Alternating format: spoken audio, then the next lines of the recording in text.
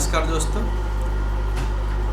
आज के इस लेक्चर में हम लोग मल्टीपल चॉइस क्वेश्चन करेंगे। ये सारे क्वेश्चन फिजिक्स के ही हैं, तो आप लोग वीडियो को अंत तक देखिएगा और क्वेश्चन पर ही सीधे चलते हैं। तो पहले क्वेश्चन में आपको पूछा है कि यूनिट ऑफ मैग्नेटिक फील्ड, चुंबकीय क्षेत्र की इकाई क्या है। ये क्वेश्चन बहुत बार पेपर में आया हुआ है, तो ध्यान रखिएगा। इसकी यूनिट क्या होती है, वेबर पर मीटर स्क्वायर होती है। अगला है Tesla is the unit of, Tesla किसकी इकाई है। तो टेस्ला आपकी मैग्नेटिक इंडक्शन की इकाई है। ये भी इम्पोर्टेंट बहुत है। नेक्स्ट है आपका weber per metre is equal to, weber per metre किसके बराबर होता है। ये जो होता है आपका टेस्ला के बराबर होता है। नेक्स्ट क्वेश्चन है proton and an electron inter a uniform magnetic field with the same momentum. एक प्रोटॉन और एक इलेक्ट्रॉन समान संवेग के साथ एक समान चुंबकीय क्षेत्र में प्रवेश करते हैं, तो क्या होता है, जो इलेक्ट्रॉन और प्रोटॉन होते हैं दोनों के पास क्या होते हैं, सेम कर्व पाथ होते हैं। तो दोनों के पास क्या होगा, सेम कर्व पाथ होंगे।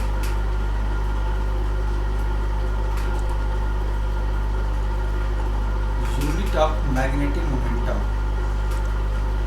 तो इसमें क्या है आपका यूनिट ऑफ मैग्नेटिक मोमेंटम पूछ रहा है। तो मैग्नेटिक मोमेंटम का जो फार्मूला होता है वो होता है I इंटू ए होता है। तो आपका I क्या होगा, करंट होगा पूरे मीटर स्क्वायर हो गया। तो आपका ऑप्शन कौन सा होगा, ये वाला, दूसरा वाला सही होगा। तो इस स्थिति में बढ़ाते हैं।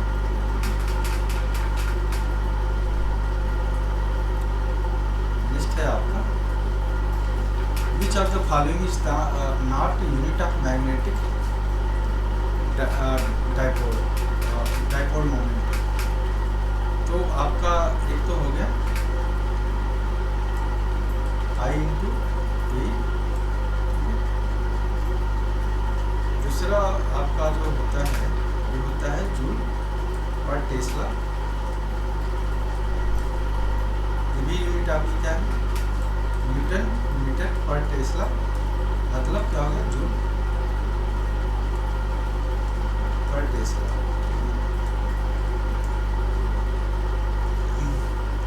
ये जो तीनों यूनिट है ये तो क्या है, करेक्ट है। जो सही नहीं हो क्या है आपका, जैसे कि आप देख रहे हैं जूल पर टेस्ला है, टेस्ला पर जूल नहीं है, तो ये वाला आपका करेक्ट है। नेक्स्ट है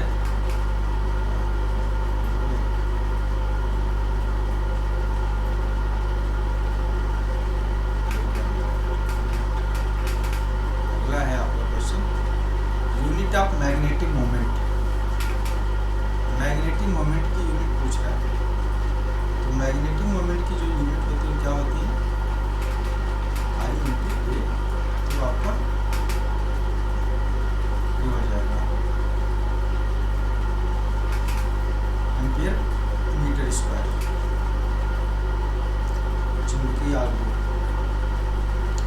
अगला है the angle between geographical axis and magnetic axis of earth. पृथ्वी के भौगोलिक अक्ष और चुंबकीय अक्ष के बीच का कोण कितना होता है। पृथ्वी के भौगोलिक अक्ष और चुंबकीय अक्ष के बीच का कोण पूछ रहा है, तो वो आपका होता है, जो याद करना है उसे 11 डिग्री सीधा सीधा। अगला क्वेश्चन है the vertical component of earth magnetic field is 0। तो क्या कह रहा है, वर्टिकल कंपोनेंट जो होता है पृथ्वी के मैग्नेटिक फील्ड का 0 होगा, किसमें, चुंबकीय क्षेत्र में ही होगा मैग्नेटिक फील्ड।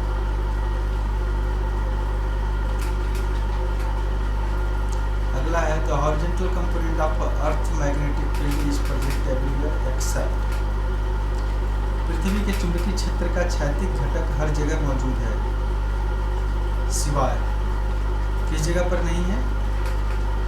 अगर पृथ्वी का चुंबकीय क्षेत्र क्षैतिज घटक अगर कहीं मौजूद नहीं है तो वो जगह क्या होगी? एट 60 डिग्री एलिवेशन, 60 डिग्री की ऊंचाई पर, ये वाला 60 डिग्री की ऊंचाई पर क्या होगा?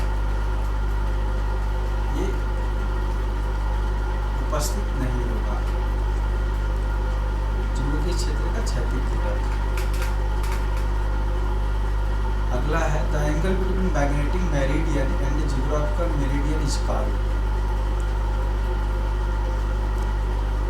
चुंबकीय माध्य रेखा और भौगोलिक माध्य रेखा के बीच के कोण को क्या कहा जाता है? तो इसमें आपका एंगल ऑफ इंक्लाइनेशन दे रखा है, कोण का झुकाव, तो आपका ये सही है।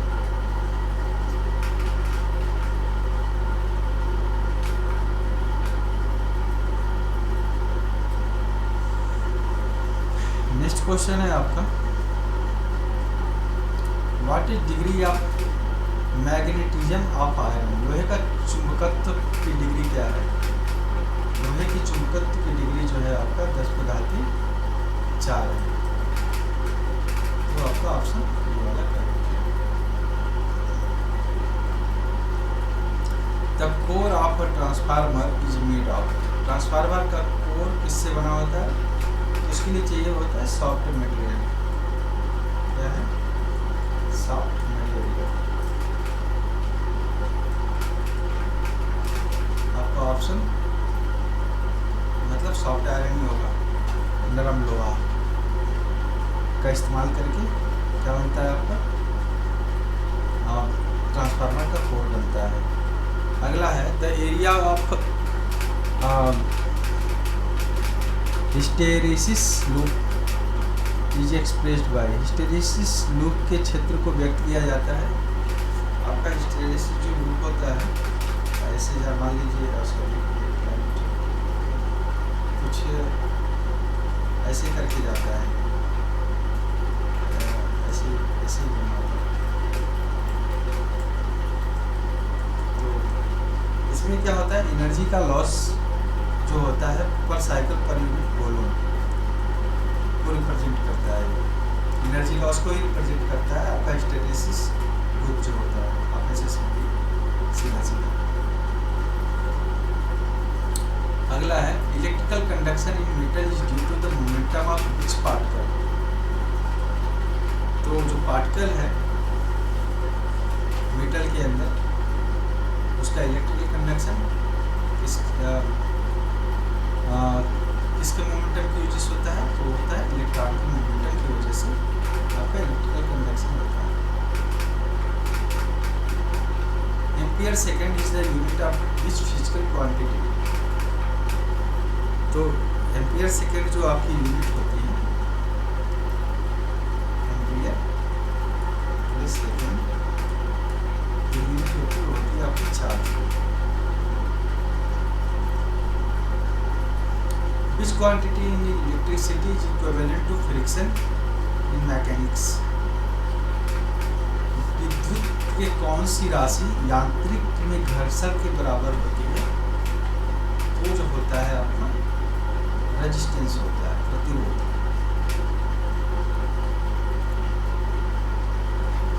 Which substance is best conductor of electricity? इसमें जितने दे रखे हैं हम लोग को पता है जो इसमें सबसे ज़्यादा इलेक्ट्रिसिटी अच्छी फ्लो होती है वो होता है सिल्वर आपका। तो ये चांदी होगा। अगला क्वेश्चन है the resistance of some substance suddenly drop to 0 at very low temperature और सच सब्सटेंस इज कॉल्ड। अब क्या होता है कि जितने भी अच्छे मटेरियल होते हैं जिसमें इलेक्ट्रॉन इजीली फ्लो कर सकते हैं उनको क्या कहते हैं? गुड कंडक्टर कहते हैं। और जिसमें रेजिस्टेंस 0 हो जाए उसको क्या कहेंगे? सुपर कंडक्टर कहेंगे, अतिचालक।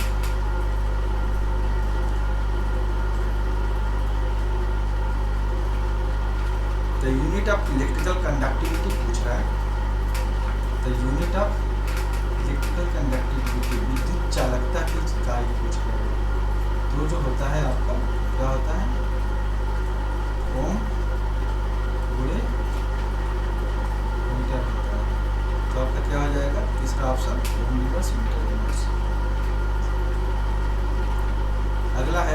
Resistance of metal wire will increase 8 times if एक धातु के तार का प्रतिरोध 8 गुना बढ़ा दिया जाए तो क्या होगा।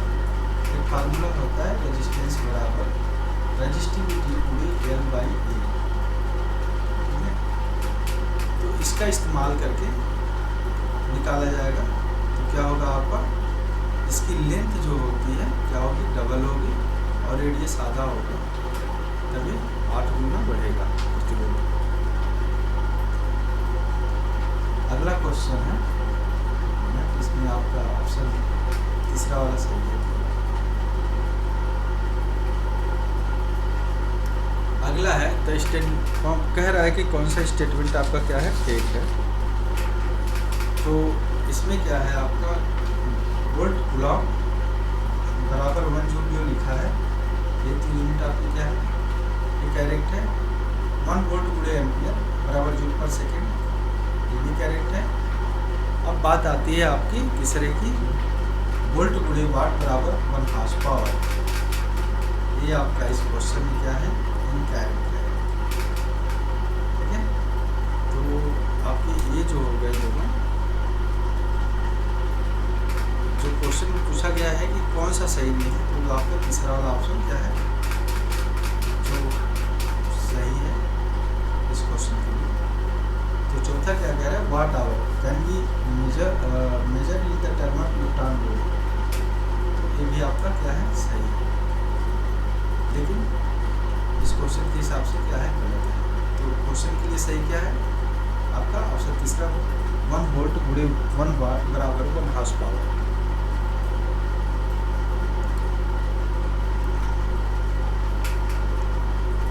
अगला क्या है कि if electric current is pass through the nerve then the human being, अगर इंसान के दिमाग से ही मान लीजिए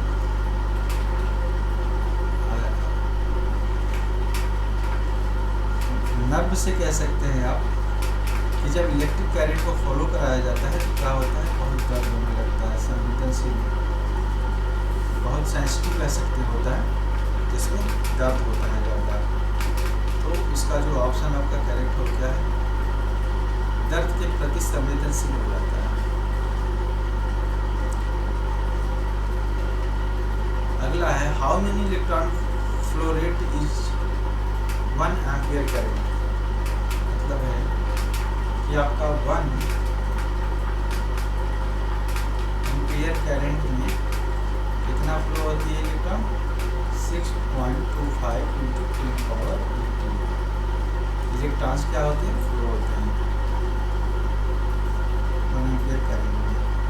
अगला है यदि if a copper wire is stretch and its length is increase by 1% then resistance, इसमें क्या है कि ये सिंपल है आपका, ये हो गया एक वायर है, ठीक है।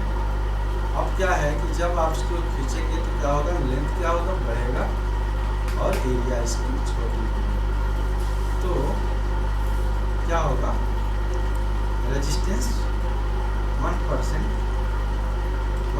बढ़ेगा और आपका एरिया जो है मतलब 1% कम होगा।